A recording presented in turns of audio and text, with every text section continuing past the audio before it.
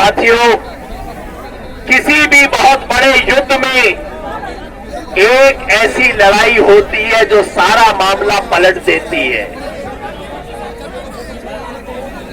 हमने इतिहास पढ़ा था, दूसरे विश्व युद्ध में हिटलर आगे बढ़ता गया, जर्मनी, पोलैंड, चेकोस्लोवाकिया सब आगे बढ़ता गया।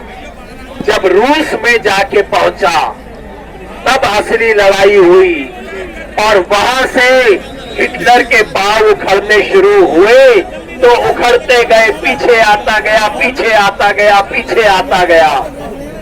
जब इस देश में किसान आंदोलन का इतिहास लिखा जाएगा तो ये कहा जाएगा कि गाजीपुर की जो लड़ाई हुई थी उसने किसान आंदोलन के इतिहास को पलट दिया और वहां से जब इनके पांव उखड़ने शुरू हुए तो बस उखड़ते गए, उखड़ते गए, उखड़ते गए। पिछले 72 घंटे से जो षड्यंत्र रचा गया है इस देश में किसानों के साथ, किसान आंदोलन के साथ, वो षड्यंत्र क्या था? षड्यंत्र ये था कि एक मौके का फायदा उठाओ। 2 महीने से जो किसान आंदोलन शांतिपूर्ण तरीके से, जो ऐतिहासिक किसान आंदोलन दिल्ली के बॉर्डर पे चल रहा है, जिसके सामने सरकार के पास कोई तर्क नहीं है, कोई जवाब नहीं है, सरकार के पास नैतिकता नहीं थी, तो सरकार को बस सिर्फ एक वीडियो की जरूरत थी।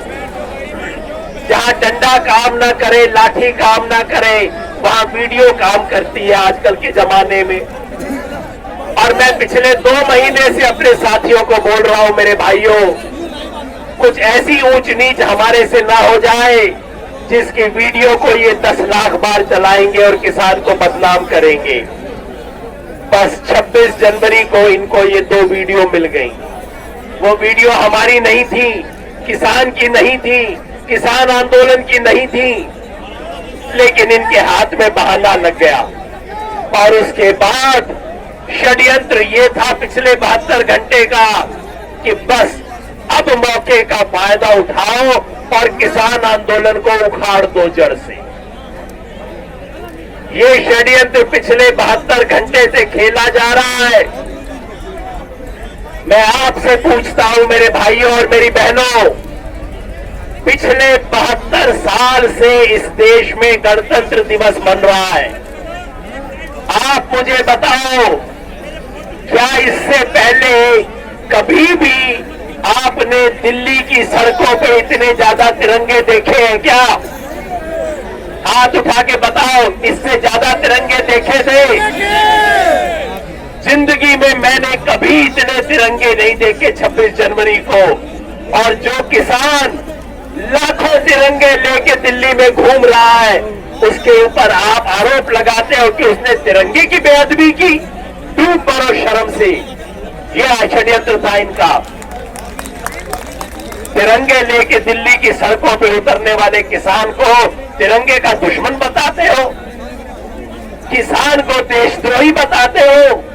मोदी जी सुन लो साफ, योगी जी सुन लो साफ, जिस दिन किसान देशद्रोही हो गया ना, उस दिन ये देश बचेगा नहीं। ये देश किसान पे टिका हुआ है, किसान की देशभक्ति पे देश टिका हुआ है। और कुछ भी कर लो, मुझे गाली दे लो, राकेश टिकैत को गाली दे लो, भाई तेजेंद्र बेरके इसको गाली दे लो, किसान को गाली मत दो। आप किसान को गाली मत दो। किसान नहीं बचेगा तो ये देश नहीं बचेगा। पिछले 72 घंटे से ये षड्यंत्र था और इनका पुराना स्टाइल है, ये 4 दिशाओं से हमला करते हैं। ध्यान से गिन लेना, 4 दिशाएं बार बार होता है। सबसे पहले मीडिया जमीन तैयार करवाते अपना काम करने से पहले। ये जो हमारे पत्रकार साथी हैं, इनको मैं दोष नहीं देता, ये तो अपनी कंपनियों के मुलाजिम है, अपनी तरफ से ईमानदारी से काम कर रहे हैं। लेकिन ये खेल जो होता है, सबसे पहले मीडिया से गाली दिलवाओ और जमीन तैयार करो। उसके बाद अपने गुंडे भेजो आगे। पहले गुंडे आते हैं इनके, गुंडे भेजो, गुंडों से पत्थर चलवाओ, तो मीडिया से गाली दिलवाओ गुंडों से पत्थर चलवाओ, उसके पीछे वर्दी में पुलिस को भेजो। तीसरे नंबर पे पुलिस आती है वर्दी पहन के, और चौथे नंबर पे काला कोट लेके वकील आते हैं कि आपको ये केस आपके खिलाफ हो गया, वो केस आपके खिलाफ हो गया। पिछले 72 घंटे में चारों खेल खेल लिए इन्होंने। मीडिया की तरफ से क्या क्या गाली ना दिलवाई किसानों को, सारे पूछ पूछ के मेरे को, अरे योगेंद्र जी ये हो गया, चोरी चौरा कांड हुआ था, महात्मा गांधी ने आंदोलन वापस ले लिया था, अब आप आंदोलन वापस ले लो। मैंने कहा भाई नीचे कर, नीचे कर। अगर आपको लाल किले में जो बेअदबी हुई है, और लाल किले में बेअदबी हुई, लाल किले में इस देश की बेअदबी हुई है, लाल किले में जो हुआ उससे हर हिंदुस्तानी का सर नीचे हुआ है। अगर भाई आपको लाल किले की चिंता है तो जरा ये भी पूछ लो, अगर आप कहते हो कि लाल किले में जो हुआ उसकी वजह से किसान आंदोलन वापस हो जाना चाहिए, तो मेरे भाई लाल किले में जो हुआ उसकी वजह से प्रधानमंत्री को इस्तीफा दे देना चाहिए।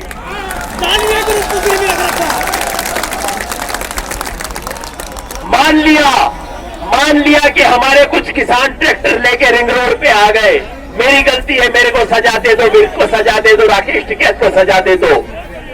लेकिन मेरे भाई वो वाले लोग लाल किले के अंदर कैसे घुस गए? किला है ना वो तो, अरे लाल किला कोई सरकारी बिल्डिंग नहीं है जिसके 100 गेट होते हैं, किला है। वो किले के अंदर कैसे घुसे? लाल किले में पुलिस नहीं, आर्मी बैठी हुई है।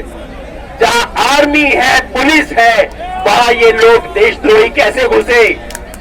वहां उन्होंने तिरंगे के अलावा कोई दूसरा झंडा कैसे फहराया? और उस टाइम पुलिस बैठी हुई क्या कर रही है? पुलिस बैठी हुई क्यों टिक रही है? जो पुलिस कल शाम को मेरे बड़े भाई राकेश टिकैत को कहती है तुम्हारे खिलाफ कार्रवाई की जाएगी, भागो यहां से, नहीं तो वो पुलिस वहां पे कुर्सी पे क्यों बैठी हुई थी लाल किला के अंदर? जवाब दे इसका मोदी जी। तो पहला सवाल मीडिया ने उठाया। मैंने मीडिया वालों से कहा भाई थोड़ा सा हिम्मत करके ये भी पूछ लो ना कि ये दीप सिद्धू कौन है? ये दीप सिद्धू प्रधानमंत्री के साथ फोटो कैसे खिंचवाता था? अमित शाह के साथ फोटो इसकी कहां से आई थी? जरा ये सवाल पूछने की भी हिम्मत कर लो मीडिया वालों। तो पहली दिशा से हमला मीडिया से गाली, किसान देशद्रोही, किसान ने ये कर दिया, आंदोलन वापस लो, आंदोलन वापस लो, आंदोलन वापस लो। उसके बाद गुंडों से हमला। मैं बताना चाहता हूं सबको, अभी सूचना नहीं होगी, आज शिंगू बॉर्डर में बीजेपी आरएसएस लोगों ने अपने 400 गुंडों से शिंगू बॉर्डर के ऊपर अटैक करवाया है। और आप सुन लेना, मैं अभी एनडीटीवी की खबर देखते हुए आ रहा था, पहले 200 गुंडे इकट्ठे हुए, 400 गुंडे इकट्ठे हुए, दिल्ली की तरफ से शिंगू बॉर्डर की तरफ चलते गए, पुलिस ने नहीं रोका उनको। 2 किलोमीटर का फासला है, 2 किलोमीटर पैदल चलने दिया, पुलिस ने रोका नहीं उनको। वो अपने साथ माइक सिस्टम की गाड़ी लेके जा रहे थे, गाड़ी को भी नहीं रोका। जिस इलाके में कोई गाड़ी नहीं चल सकती वहां पे इन गुंडों को अपनी गाड़ी लेके जाने दिया पुलिस ने। और जब वहां पहुंचे तो इन्होंने शिंगू बॉर्डर पे पथराव शुरू किया। और अब मीडिया इसको कैसे दिखा रहा है? स्थानीय लोगों और किसानों के अंदर टकराव हुआ। अरे भाई कोई स्थानीय लोगों से टकराव नहीं हुआ, ये बीजेपी आरएसएस के गुंडे थे, ये बिना वर्दी में आए हुए गुंडे थे। इन गुंडों के साथ इन गुंडों ने हमला किया किसानों पे। सच्चाई ये है। और ये किसी नाम का ना लो भाई, किसान एकता का नारा बस अभी तो। और तो एक हमला, पहला हमला मीडिया से, दूसरा हमला गुंडों से, उसके बाद आएगी पुलिस। जैसे आई यहां के ऊपर, यहां पे पुलिस आई और जिस तरह से आप लोगों ने उसका मुकाबला किया, ये इतिहास के पन्नों में लिखा जाएगा। मैं अपने बड़े भाई राकेश टिकैत को अपने भाई तेजिंदर विर्क को और तमाम साथियों को बधाई देता हूं। आपने जिस तरह से पुलिस का मुकाबला किया है। तीसरी पुलिस, सत श्री अकाल। और चौथा, काले कोट वाले पुलिस के वकील के मुकदमे।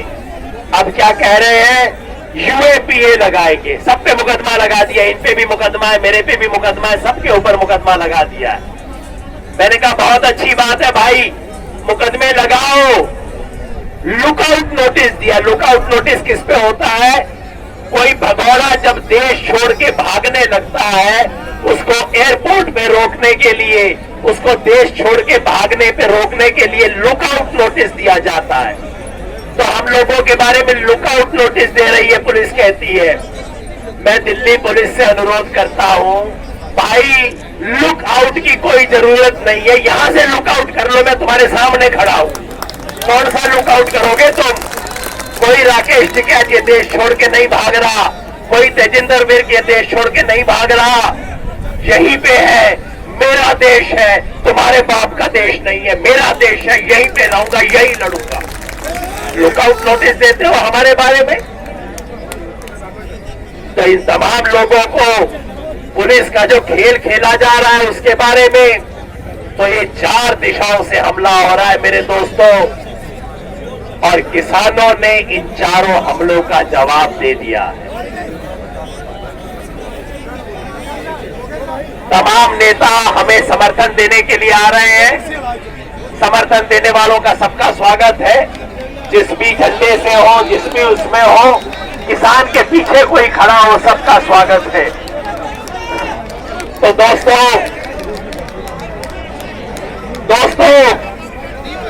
मैं आपको कह रहा था कि 4 दिशाओं से किसान पे पिछले 72